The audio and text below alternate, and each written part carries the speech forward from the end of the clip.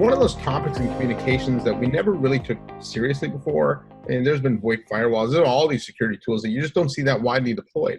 Mm-hmm. Now, a lot of what's happened in, since COVID, Zoom bombing and things like that has raised the awareness, I think, of communications security to a level that I've never seen before. Like CEOs are concerned about it now, right? So, how did you, when you guys were doing your deployment, how did you think through the security challenges? It was one of those instances where you think about endpoint management, and unfortunately phone systems, because you're working from a traditional phone system quite often, you don't realize the importance of that endpoint, that it's an endpoint. So the first pass at it really was one of recognizing that I had good endpoint with the client.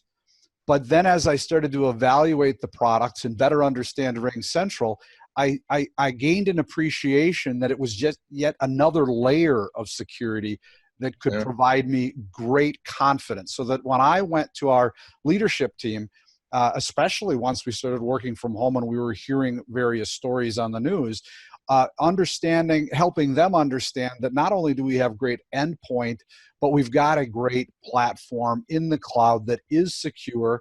And I would say that we've augmented it further by an education exercise with the community, because it does at the end of the day boil down to not just the technology, but the user being a responsible user of the technology, helping them understand things that they can do to protect themselves and to be secure, be it a matter of password protecting, using random IDs, and then the encryption features that Ring does offer. And there are things that we can set as an administrator, but we like to give certain levels of flexibility to the user as well. And RingCentral gives us the best of both worlds, I feel. Like Bill was saying, the first thing you're doing is you're protecting your endpoints first. And I mean, we all went through this transition to just voice over IP in general years ago, right? And having a client on a laptop, you're looking at the security of it. The way the phones work now and building that tunnel and having secure communication back to the RingCentral cloud, I mean, that's that encryption you need, the how safe it is.